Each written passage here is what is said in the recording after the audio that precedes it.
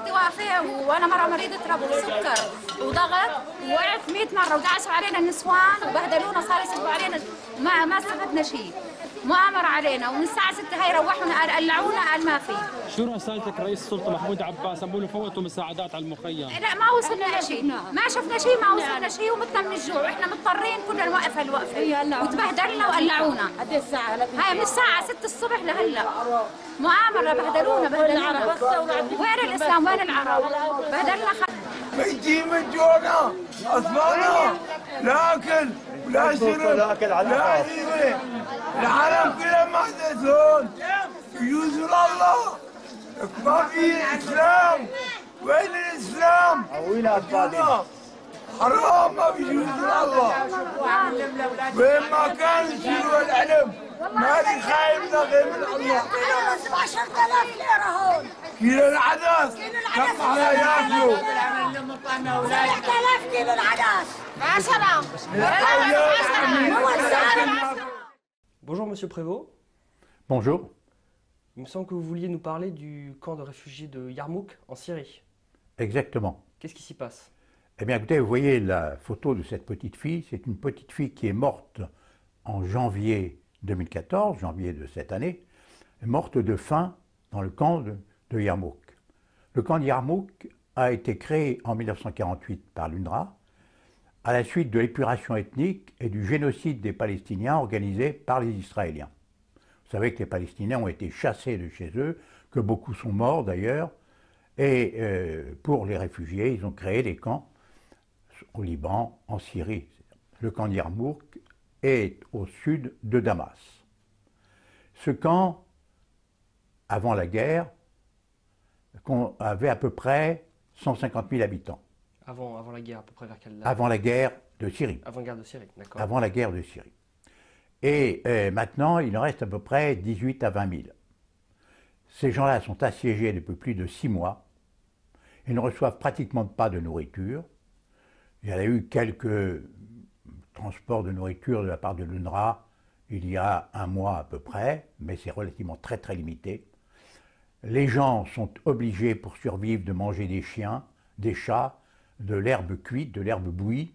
C'est un véritable drame. C'est un drame dans le drame syrien. Et ce qu'il faut bien comprendre, c'est que cette tragédie, qui est véritablement indicible, est de la responsabilité des Israéliens. Pourquoi? Parce que, comme le dit Gideon Levy, qui est un journaliste du Haaretz, du grand journal israélien Haaretz, voilà ce qu'il écrit: Israël est moralement responsable de ce qui se passe dans ce camp, même indirectement. Israël porte la responsabilité historique du sort des résidents de ce camp, des Palestiniens natifs d'Israël, forcés de fuir, ainsi que leurs descendants.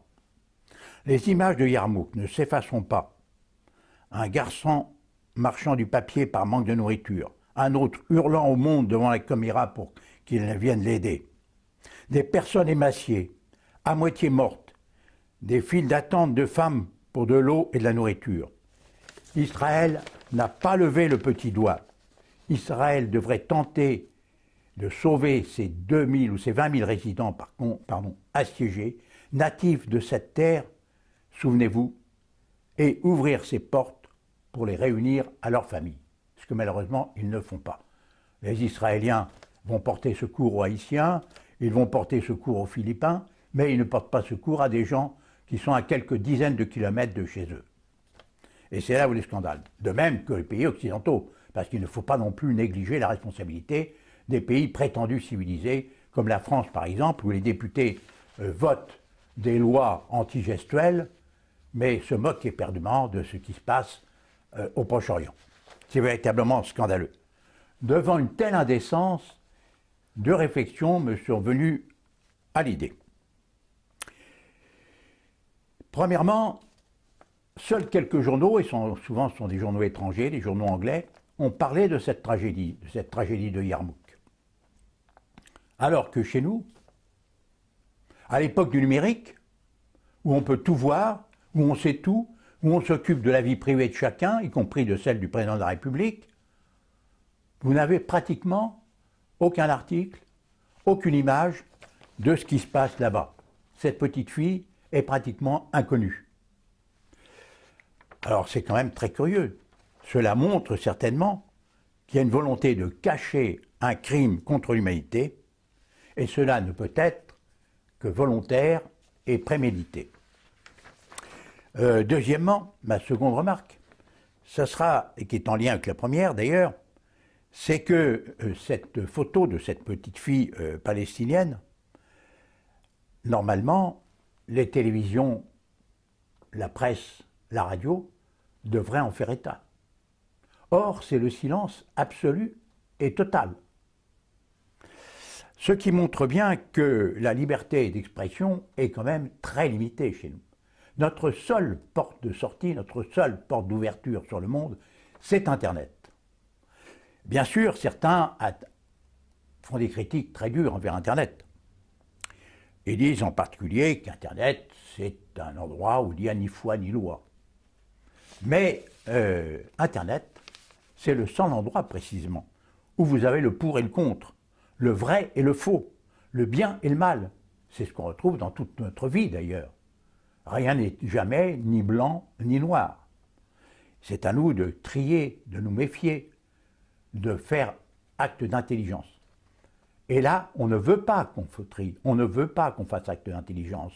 On veut nous imposer une vision du monde.